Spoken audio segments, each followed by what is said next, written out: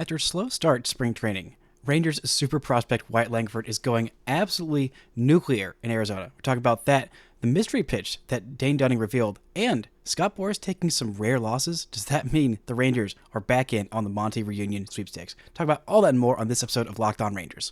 Let's get into it. You are Locked On Rangers, your daily Texas Rangers podcast.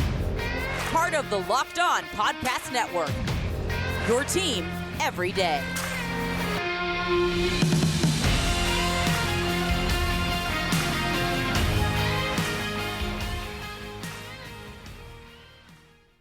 You are locked on to the World Series champion Texas Rangers. I'm Bryce Patrick, a cripplingly addicted Texas Rangers fan, covering this team for 10 seasons, including all 5 as the founder and host of this podcast. Thank y'all so much for making Locked On Rangers your first listen every single day. If you're not already, you can follow me on Twitter at Bryce Patrick. You can follow the show at Locked On Rangers. Hit subscribe on your favorite podcasting platform and on YouTube, where the best way you can help grow the show is to comment nearly any single thing below. Now, before we get into the nuclear weekend from Wyatt Langford, the mystery pitch revealed from Dane Dunning, and some renewed hope about a Montgomery reunion in Texas, this episode is brought to you by FanDuel. Make every moment more. New customers join today and you'll get $150 in bonus bets if your first bet of $5 or more wins. Visit FanDuel.com/lockedon to get started. Now, it was a very slow start to the Rangers spring training. The Rangers left fielder /DH/ one of their top prospects, Wyatt Langford, started 0 for 10 in spring training with more strikeouts than I think we expected. It was a slow ramp up for him and a long winter for the young kid. This was, as he said, the longest time he has spent away from playing organized baseball, a long winter for the youngster, a long offseason, but he is back. He has apparently got his timing right, and he is looking absolutely incredible at the plate over the course of this weekend. Now, for the entirety of spring training, in 17 at-bats, 6 games for him so far, he is hitting .353, a .450 on base, and slugging a cool .882. That is a .1332 OPS with 3 home runs, all hit this weekend, 2 walks to 5 strikeouts.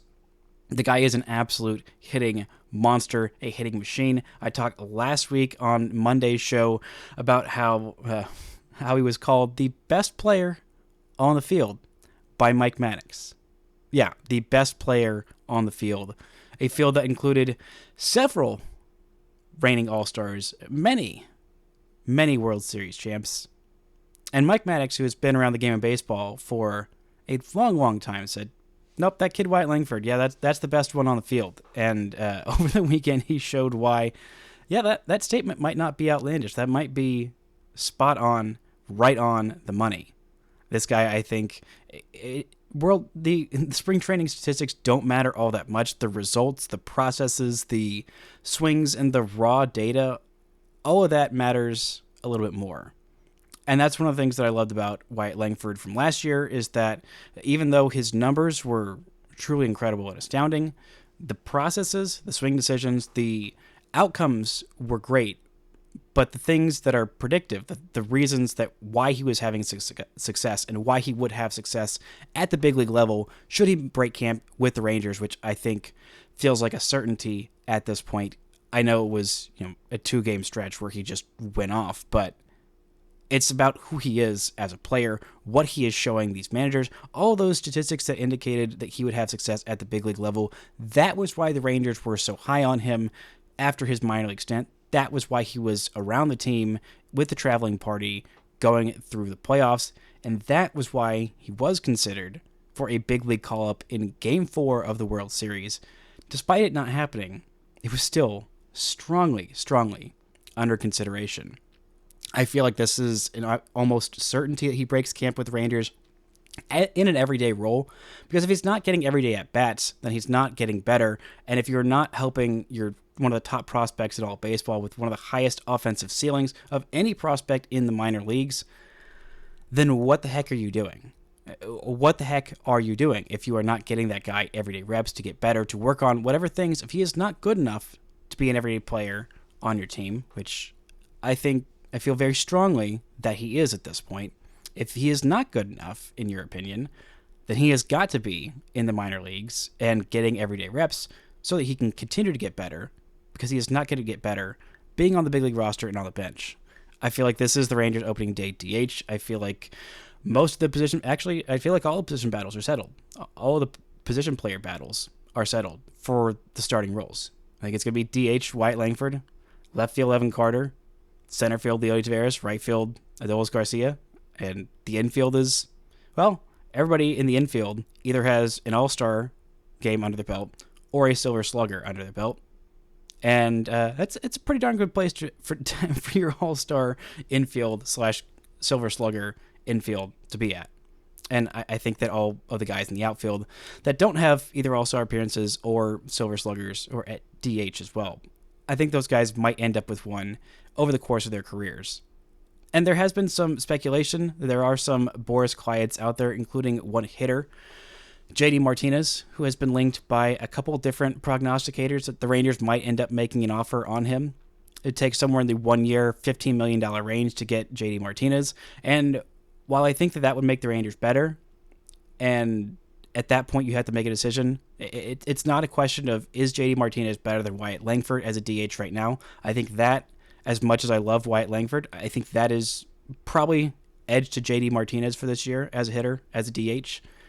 But then it becomes more, is JD Martinez as your DH, Wyatt Langford as your left fielder, Evan Carter as your center fielder, better than Leody Taveras in center field, Evan Carter in left, and Wyatt Langford as your DH? That's more the question, rather than is JD Martinez better than Wyatt Langford? I think the answer is yes. But is the upgrade of offense and whatever downgrade there is defensively, because I think having Wyatt Langford as your left fielder as opposed to Evan Carter, that's a downgrade defensively. I think it's probably about even of center field Evan Carter versus Leody defensively. The Rangers obviously feel like Leody Taveras has the edge at that point, but is adding $15 million to your payroll, which you have been stingy about adding to this year's payroll, or especially the long term with any kind of long-term deal with Jordan Montgomery or anybody this free agency.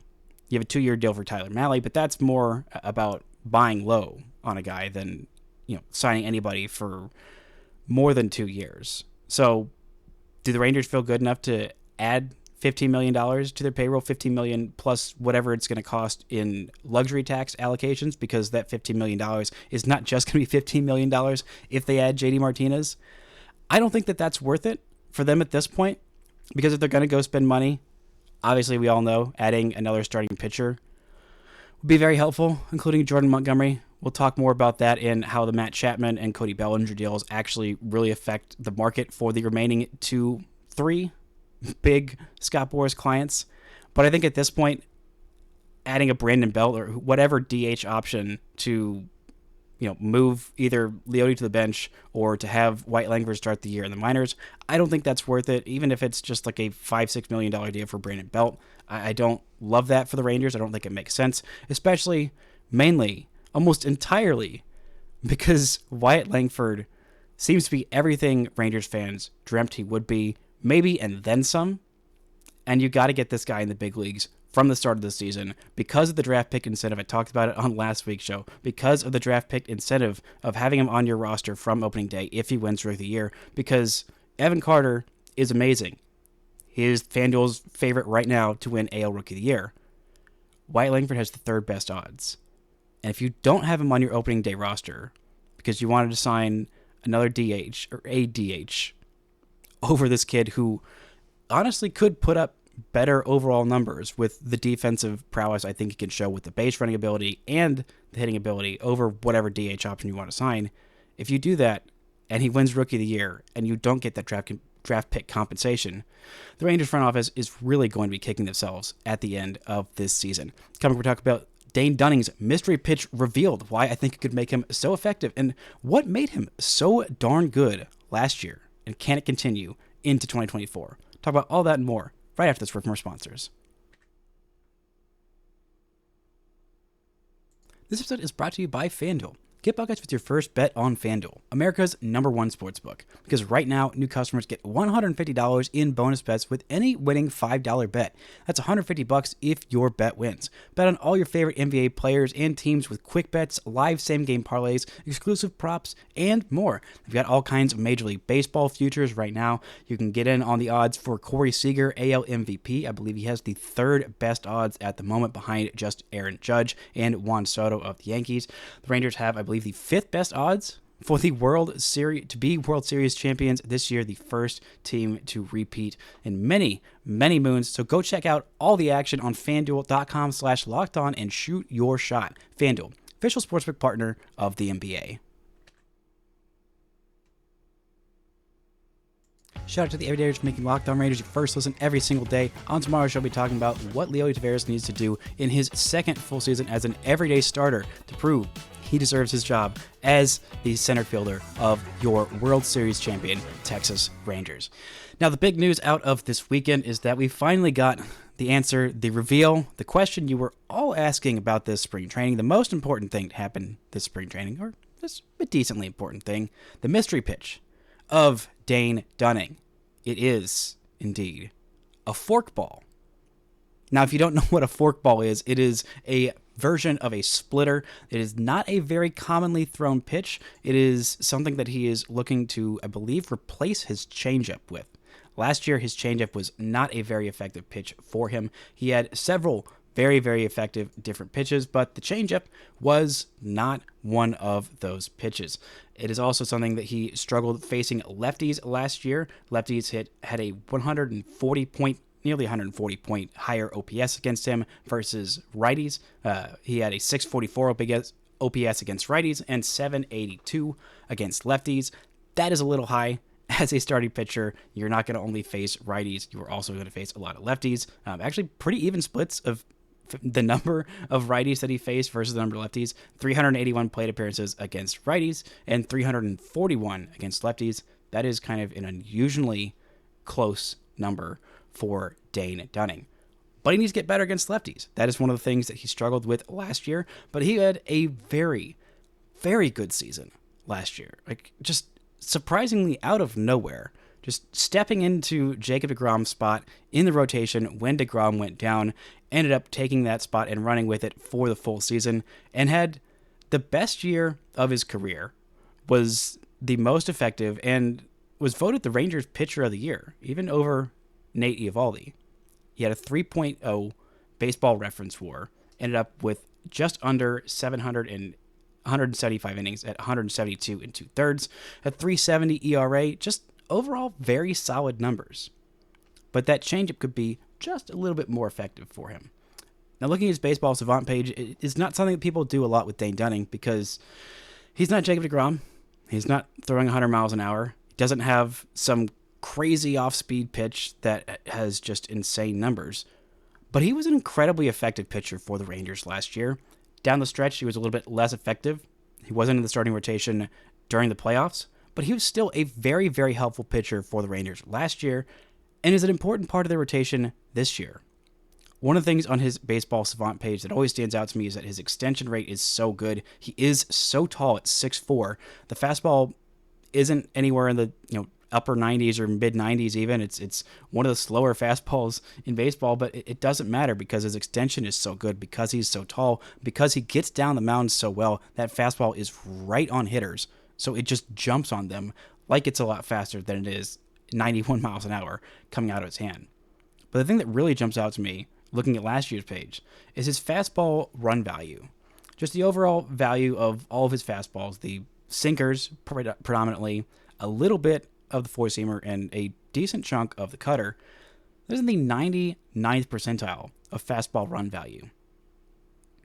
The top 1% of baseball, Dane Dunning's fastball, is in the top 1% of baseball last year.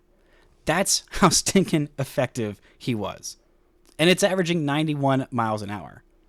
Now, mostly it was the sinker, which he threw about a third of the time. The cutter he threw about 20% of the time, and then the four-seamer just 3%, just mostly to keep guys off of that sinker, keep them getting too comfortable with that, more of a kind of change of a look of the fastball than the pitch he was throwing the most. Now, that cutter was one of the big changes in his repertoire from 2022 to 23. He threw that cutter just 12% of the time the year before and 20% this past season. And it was an incredibly effective pitch for him. In fact, his second most effective pitch that he threw, a +6 run value on that cutter last year. And his sinker was incredibly effective, maybe a little more effective than the predictive numbers would indicate, but a +17 run value on that sinker. That is one of the elite pitches in all of baseball. Dane Dunning's sinker in the top 1% of baseball. It is an elite pitch. Now, that changeup, one of the reasons why he is scrapping it, it was a -3 run value of pitches that he threw at least 5% of the time, which excludes his curveball and his four-seam fastball. So he did have 6 pitches last year.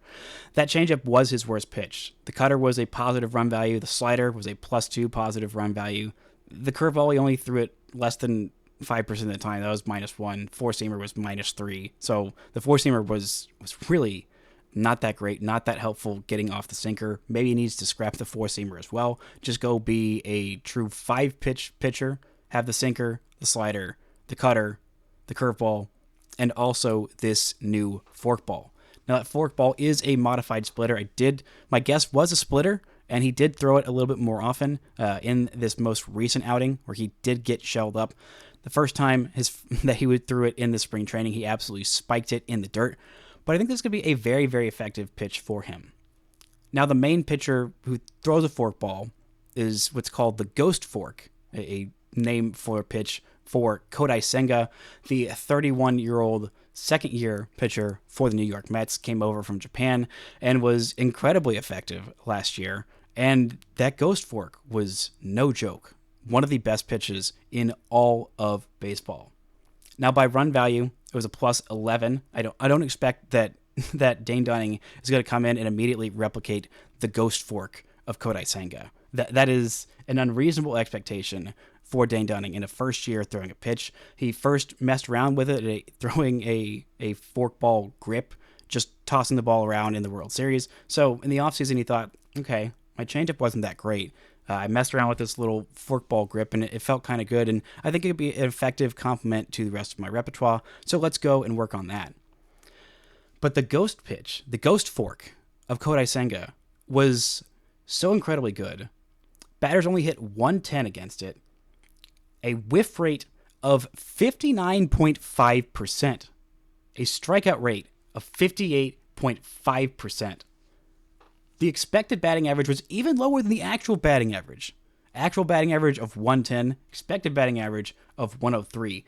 And he was striking guys out with it. They were swinging and missing 60% of the time on this pitch. That's insane. A good swing and miss rate is, 25, 30%. He was double that with that ghost fork. Now, he's a little bit different pitcher than Dane Dunning. Doesn't have a sinker. He is more of a four-seamer, more of a higher velocity pitcher. That four-seamer averages 95.7 miles an hour for Kodai Senga. That uses it a little differently, I'd imagine, than the ghost fork. It's given the ghost fork name because it is a little bit different than a traditional forkball. So it's not the average forkball that a player throws. It's just a very, very uncommon pitch. But think of it kind of like that splitter that Nate Eovaldi has. It'll work a little differently because he is a different pitcher than Nate Eovaldi. Dane Dunning and Eovaldi, very different pitchers. That's fine. They're both effective in their own ways. A little bit more strikeouts for Eovaldi, a lot more gas. But the mixing and matching ability, and one of the things that makes a splitter and a forkball in general so effective is that hitters haven't seen it a whole lot. And if you're adding it as your sixth pitch, or if he's throwing it the, however high a percentage that he threw it last year, that he threw his changeup, so the fourth most used pitch, if he makes it his fourth most used pitch, more than the curveball and the four-seamer, then I think that could be a very, very effective pitch for a guy who is trying to eat up innings, trying to be, a guy who can, stay healthy, be a horse in the middle of your rotation, just keep your team in games and do the job of a middle rotation starting pitcher, which Dane Dunning did beautifully last year.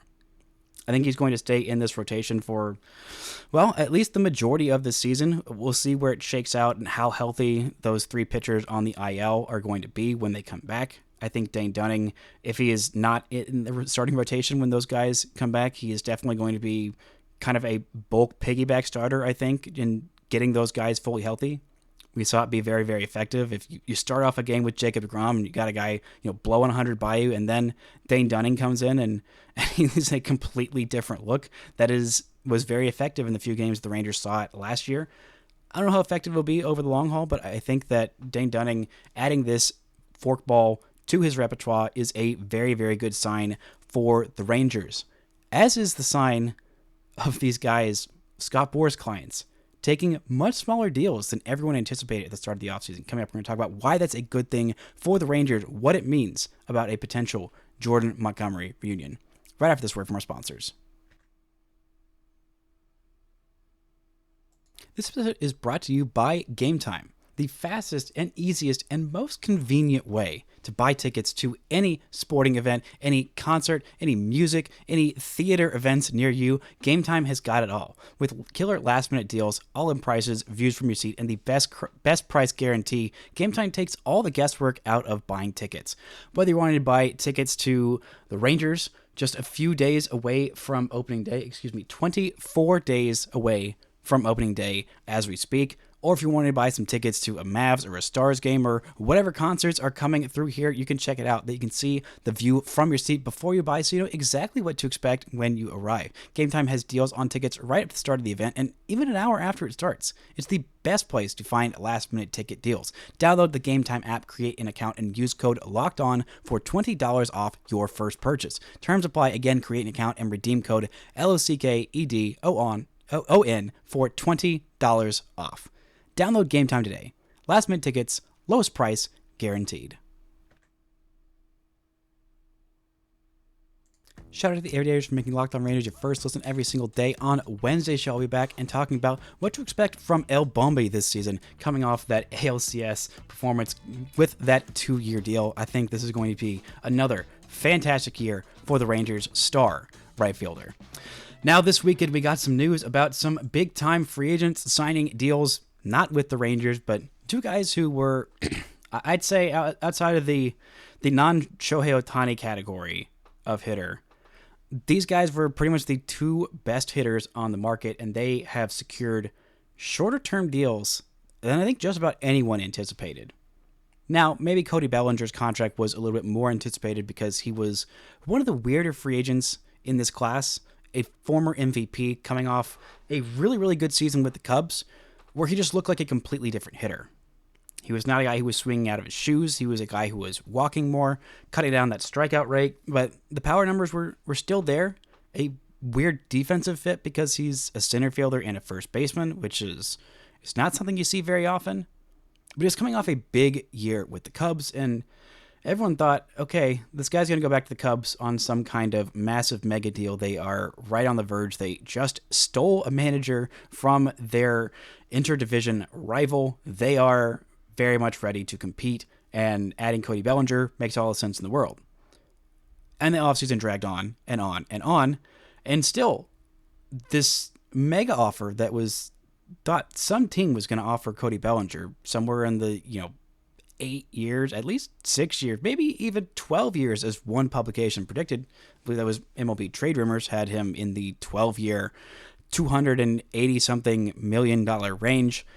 That was not the deal for young Cody Bellinger. 3 years, $80 million, opt-outs after every single season, an average of $26.6667 million for the 3 seasons, opt-outs after the first and the second year. So if he has another year like this, maybe teams will feel a little bit more confident giving Cody Bellinger lots and lots of money. Maybe the Cubs will feel more confident giving him lots and lots of money. Or he'll just feel better about heading back into free agency next year, where it's more of a pitching-heavy market. I mean, it's still a very pitching-heavy market this year. Not a whole lot of great hitters outside of Ohtani. And this was the best deal that Scott Boras could get his client. A guy who is yet to turn 29 years old, has an MVP under his belt, has several really, really great seasons, and is just incredibly talented. Coming off a great year, granted, he kind of redefined who he was as a player in his offensive approach, but he's still a very good defensive center fielder, a very good defensive first baseman, a guy who hits well enough to play first base and plays defense well enough to play in center field. This is one of the weirder free agents that we've had in a long time, a guy who gets non-tendered before the end of his 6 years of club control, and he just ends up with a 3-year deal. Now, it's okay, average annual value of, $26 2/3 million a year for the next 3 years, but it's not what Cody Bellinger is expecting. And in a market that was so short on hitters, and a lot of teams that really could have used Cody Bellinger, including, I think, the Giants, who felt like they've been in on almost every other big free agent that's been around for a long time, and the Cubs, as the obvious fit, settle with this 3-year deal. And the more obvious guy who settled, even worse, I think, is Matt Chapman, a guy who was getting MVP votes not that long ago, a guy who has been an elite defender at third base, one of the best defenders at third base, still hits the ball very, very hard. Then entering into what will be, I believe, his age 31 season, signs a 3-year deal with the Giants for an average annual value of just $18 million. Just $18 million for a guy who has been a many-time Gold Glove caliber third baseman. I believe he has won a Platinum Glove as well. Has been an All-Star multiple times, coming off a very hot start offensively to last season, then cooled down quite a bit. Got a lot of bad luck, batted ball data. I think there's plenty to indicate that Matt Chapman's still a very good hitter. He's going to be a very good defender at third base for a long, long time. And him settling for a 3-year deal, averaging $18 million, I mean, he was getting a lot of projections of somewhere around the 5-year, $100 million range, and that felt not outlandish at all for a guy who's been incredibly consistent, incredibly good defender, and a pretty decent offensive player at third base for many, many years. And this is all Scott Boras, the pretty comfortably top agent around baseball. Everyone thinks that he is the best agent in baseball, and has for a long time. He has earned that reputation. This is all he could get Matt Chapman, a guy who's probably the third best offensive player on the market. Now it's behind just Shohei and Cody Bellinger. This was all he settled for? That did not seem possible at the start of the offseason. For so many years, there have been a lot of butting heads against Scott Boras, the guy, but number one, the guy gets the best deal for his client the vast majority of the time. The vast, vast majority of the time, he gets that client the deal that they were expecting. Corey Seager, Scott Boras' client. 10 years, $325 million from your Texas Rangers. Solid deal. I believe that Marcus Semien is also a Boras client. I could be wrong on that one, but he got a 7-year, $175 million deal. I think well over what anyone was expecting Marcus Semien to get. But hey, most of the time, this guy gets his client the best deal available. And he has 3 big clients out there on the market that the Rangers have been kind of linked to in recent weeks, including Blake Snell. Even Blake Snell, who's coming off a Cy Young season, one of the best second halves of a season that we've seen in a long, long time. Like, truly exceptional second half with a 1.45 ERA in 14 starts and 102 strikeouts in 82 innings. That guy still can't get a big deal. That's insane to me. That's absolutely insane to me. Yoshinobu Yamamoto got $300 plus million. I believe it was 325. Might be a little bit less than that. But $300 plus million. And he hasn't thrown a pitch in the big leagues. And that's not a slight on him. It's more a slight on Scott Boras. Not being able to get this big old deal for Blake Snell, coming off a Cy Young season. Granted, he is a flawed player. He is also coming off a season where he led the league in walks. He also led the league in hits per 9, in ERA plus, and in ERA in general, at 2.25 in 180 innings, with 234 strikeouts. Won a Cy Young for the second time in his career.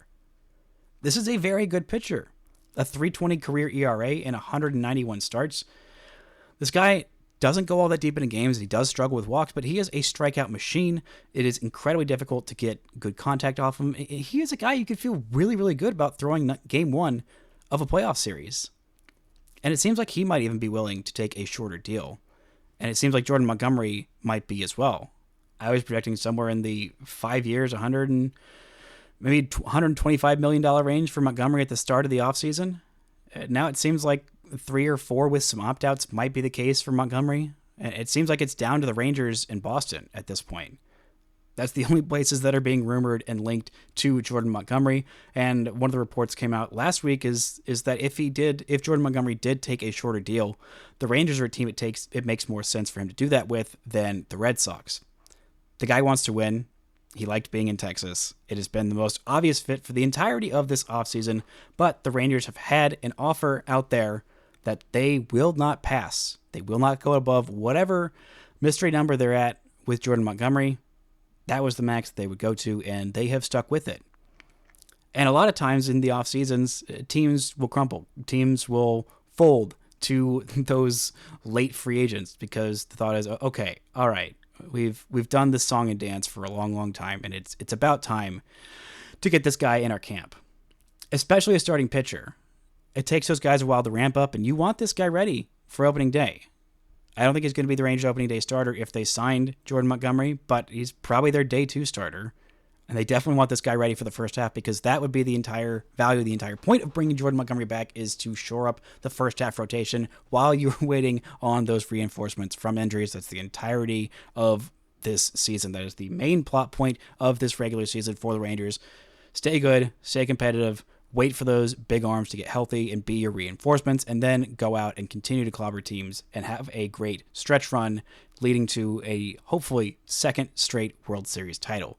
But hey, this really gives some not false hope, some real hope of Scott Boras taking some rare losses. This is a great sign for the Rangers. If you're very pro player empowerment, this is not a great sign for you. If you were Jordan Montgomery and Blake Snell, not a great sign for you. But hey, hopefully the Rangers can use this as leverage to bring Jordan Montgomery back, something they should have done months and months ago. And hopefully they can do it relatively soon so they can get him healthy and ready for the first half of their season, where they will desperately need their former postseason ace back in their rotation. That's going to do it for today's show. Thank y'all so much for listening and subscribing. And until next time, don't forget to enjoy World Series champion Texas Rangers baseball.